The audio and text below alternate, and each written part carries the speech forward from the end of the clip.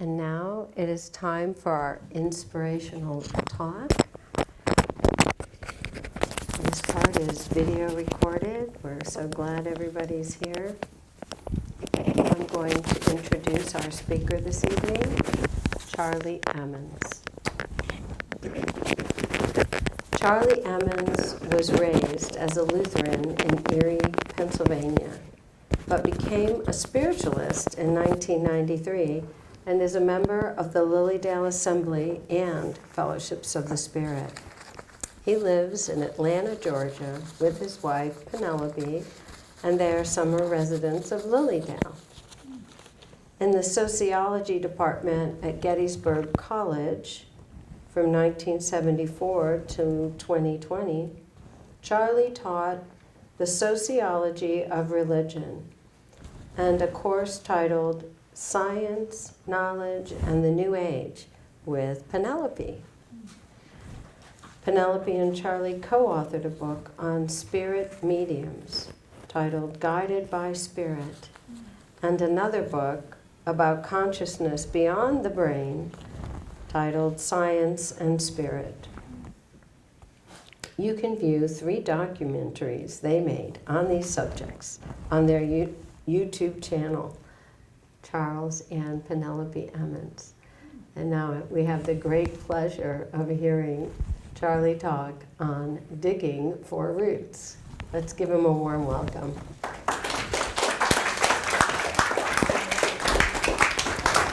Thank you, Joanne.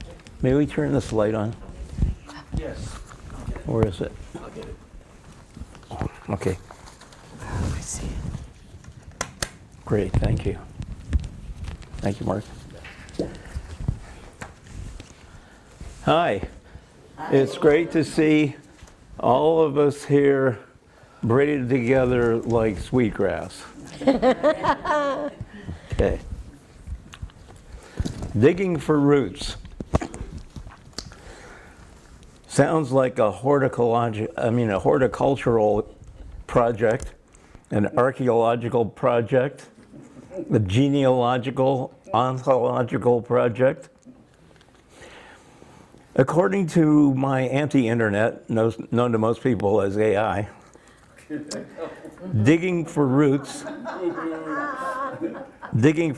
can mean searching for origins, ancestry, core causes, or fundamental truths.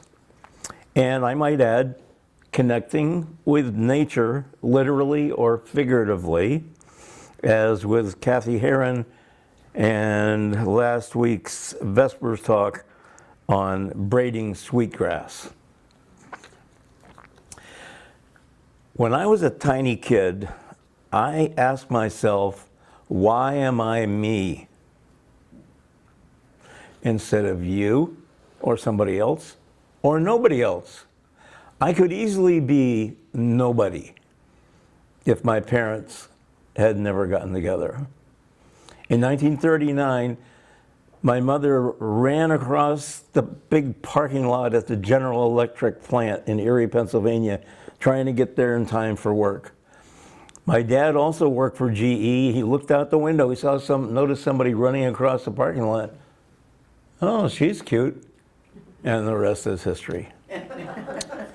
Now, what if one of my mother's 12 brothers and sisters had said, Millie, you better get up right now, because if you don't, you're going to be late. You're going to be running through the parking lot. Frank Emmons is going to see you through the window, and you're going to have a kid named Charlie. But nobody did say that, and here I am. There also, once you figure out, yeah, maybe I belong in this body, then what about the development of yourself? Who are you really? And how do you relate to other people? Sociologists talk about this as the social construction of the social self and the presentation of self that you send out to other people. But human beings are social, and they need to interact with other people and be part of groups. One of the worst things you can do to somebody is to put them in solitary confinement. And if you don't know, this is not just being lonely. This messes with your brain physiologically. It's extremely damaging. Shows how important it is to interact with others. Now, there are lots of ways of seeing yourself as part of a group. I'm going to give you 2 examples. One is doing genealogy, and the other is being a sports fan. My cousin Ruthie died about a year ago at age 95, and before the internet, she had gathered all kinds of information about our family, including somebody back in the 17th century in Southampton, probably where the boat left from in England. And I thought, wow, that's amazing, that's interesting. So I thought I would do genealogy, and so I joined Ancestry.com, and it didn't take me long to find out I really didn't care about the relatives that I had never known. I felt bad about that, I'm ashamed to tell you that. Now, I was interested in people I had never met, like both my grandfathers died before I was born. And it was fascinating to hear about them. One of them wrote an article for a national magazine about guaranteed used cars. He was apparently the first person in America to have guaranteed used cars at his dealership in Cleveland. And everybody laughed at him, why would you guarantee a used car? So I find stuff like that fascinating. People that are part of the family lore. But honestly, I found out I was more interested in finding out what % Neanderthal I was. And Ancestry doesn't tell you that, so I quit. I don't do that anymore. But if that works for you, that's great. My friend Don, he vicariously enjoys other people's genealogy. He watches Henry Louis Gates Jr. on PBS with Finding Your Roots, and can really, these semi-famous people, some of them real famous, are there, and there they find out about their roots, and Don can enjoy their story. And then they get all excited. They find out they share a DNA sequence with Barbara Streisand. Now, if you go back 7 generations, you get to 128 ancestors that by the time they come down to you, there's thousands of relatives that you've got. And there's bound to be a king in there somewhere, or at least a rock star. And maybe a few horse thieves. Frankly, I don't care about that, and I feel bad that I don't. I mean, I'm not even that crazy about that program, but Don just has to watch that all the time. Pardon me. Okay, so it's not for me, but that's a great example. That's something you can do.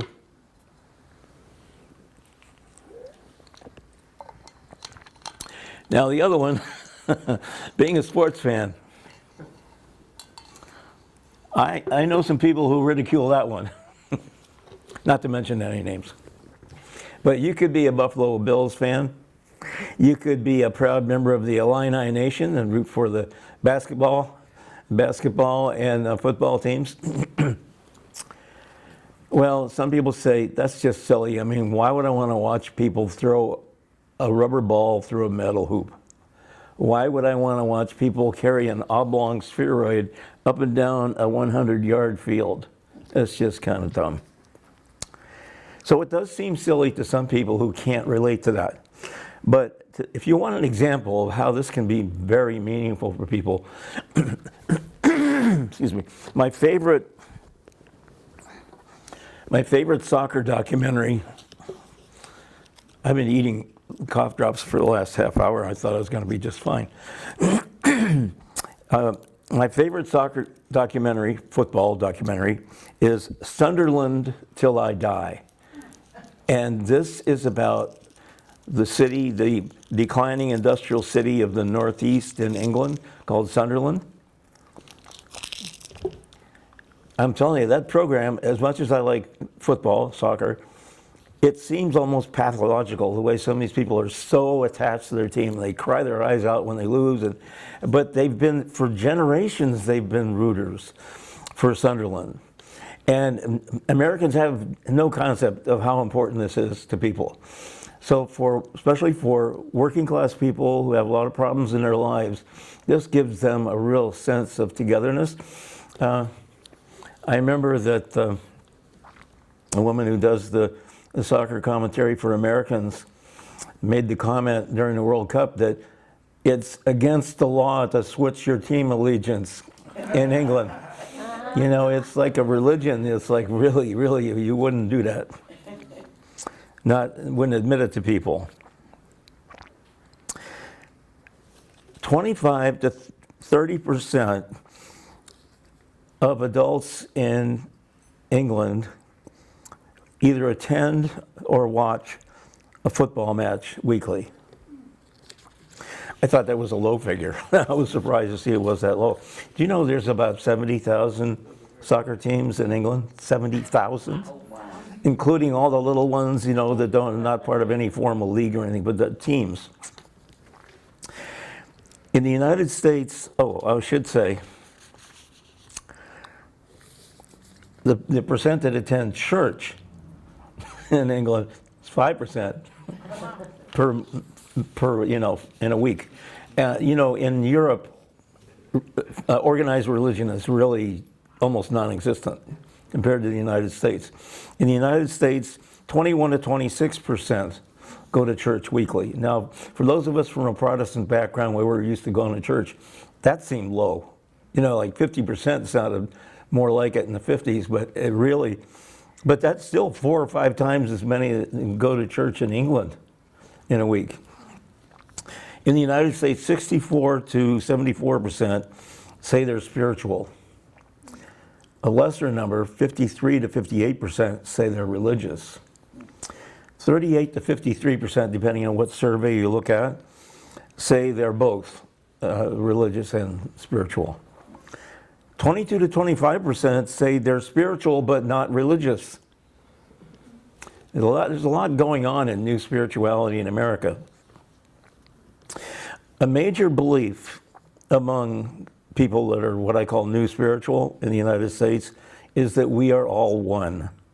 We are all interconnected. I'm sure you all know that. You heard that and you know how common that idea is. This is not based on a specific survey question. I couldn't find one in the literature. You know the one about the Buddhist monk and the hot dog vendor? Yeah.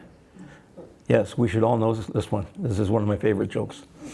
Okay, the Buddhist monk in Manhattan said to a hot dog vendor, "Make me one with everything."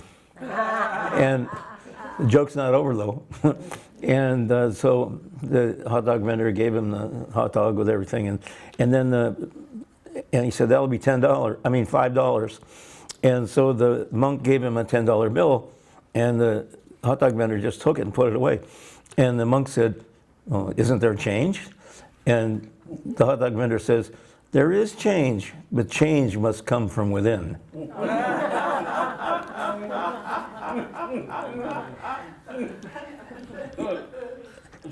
Think of the people who braid sweetgrass in traditional society and how braiding, did you think about this? How braiding is symbolic of the interconnectedness of the people, not just the grass.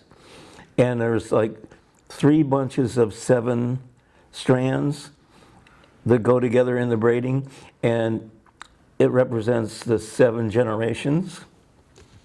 That's the interconnectedness. Okay, enter science. Everything's better with science on it, I think. And so what can science tell us that will help us understand how everything is one or connected? What does physics say about that? Well, when I told my students, the simplest thing to prove that everything is interconnected is gravity.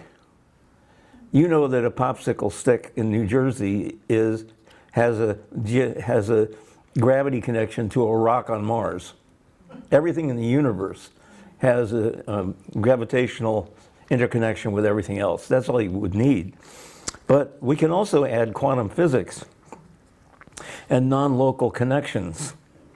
You know about the experiments in which they've actually demonstrated in the laboratory that a photon can be in 2 places at once? Now, if that doesn't make you crazy. Einstein said that quantum physics was kooky interconnections at a distance.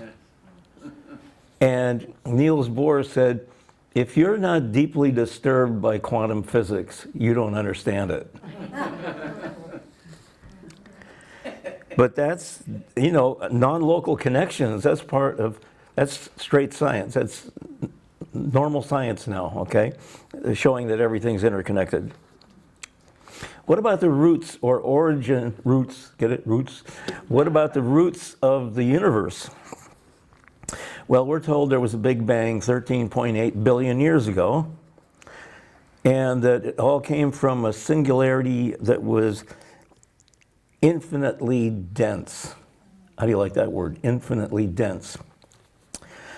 And then after a while, people started saying, well, what happened before the Big Bang? And some scientists think there was nothing before the Big Bang, and some think there was. And the ones that think that there was have different theories about what it might have been. So it's a mystery. Is it possible that there was never a beginning? Yes or no? I say yes. As a Taoist, I say there was never a beginning. When I remember in philosophy class when they talked about every cause has a cause, but then there was a first cause, a prime mover, and I said, that doesn't make sense to me. You're telling me everything has to have a cause, and then you say, oh, here's a cause that's an exception. It doesn't have a cause.